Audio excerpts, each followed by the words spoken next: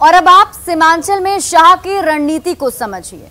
सीमांचल में बड़ी रैली कर शाह ने न सिर्फ विरोधियों के तुष्टीकरण की नीति पर प्रहार किया, बल्कि हिंदू वोटरों को एकजुट करने की कोशिश भी की। उन्होंने पीएफआई की आतंकवादी और अलगाववादी सोच से न सिर्फ लोगों को आगाह किया, बल्कि विरोधियों पर इस सोच को बढ़ावा देने और इन्हें संरक्षण देने का भी आरोप लगाया।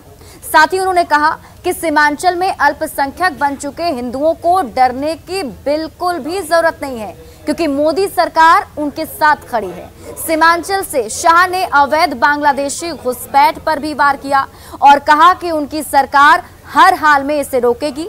सीमांचल में शाह ने लालू नीतीश के असर को भी डिफ्यूज करने की कोशिश की। उन्होंने नीतीश पर सत्ता के लिए हर तरह के समझौते करने और बारी बारी से सबको धोखा देने का आरोप लगाया। उन्होंने नीतीश कुमार पीएमईजीपी योजना के तहत 10 लाख लोन लेकर क्या अपना खुद का बिजनेस शुरू करना चाहते हो? इसे लेने के सीक्रेट्स को जानना चाहते हो? तो फ्रीडम ऐप को अभी डाउनलोड कीजिए। पर भ्रष्टाचारियों और जंगल राज के आरोपियों की गोद में बैठने का भी आरोप लगाया। सीमांचल से शाह ने लालू नीतीश की जातिवादी राजनीति पर भी कड़ा प्रहार किया और पश्चिम बंगाल की जनता को साफ साफ संदेश दिया कि 2024 में बीजेपी जीत का परचम जरूर लहराएगी। और अब देखिए, जहां नीतीश के सामने विपक्ष को एकजुट करने और वोटरों तक पहुंचने की दोहरी चुनौती है, तो बीजेपी का लक्ष्य सिर्फ और सिर्फ वोटरों तक पहुंचना ही है। नीतीश के सामने विपक्षी एकजुटता की चुनौती, बीजेपी के सामने वोटरों को जुटाने की चुनौती है। तो भाषण में शाह ने 22 बार लालू नीतीश का जिक्र किया, लोगों को 11 बार जंगल राज की भी याद दिलाई और नीतीश कुमार को धोखेबाज बताया।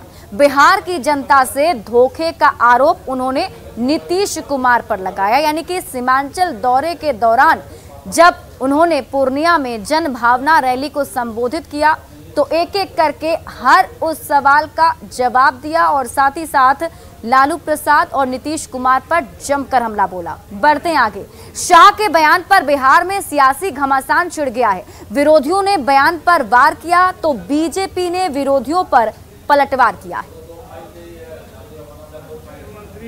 जी का सीमांचल का जो दौरा था वो तो अभी शुरुआत है।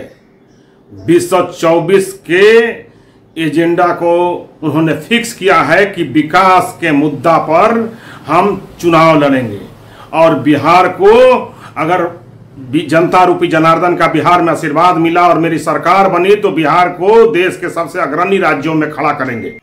केंद्रीय गृह मंत्री अमित शाह जी का कल के पूर्णिया दौरा में बिहार की जनता, सीमांचल की जनता ने आईना दिखाने का काम किया है भारतीय जनता पार्टी को और बताने का काम किया है कि बिहार की जनता का विश्वास और समर्थन भाजपा ने खो दिया है।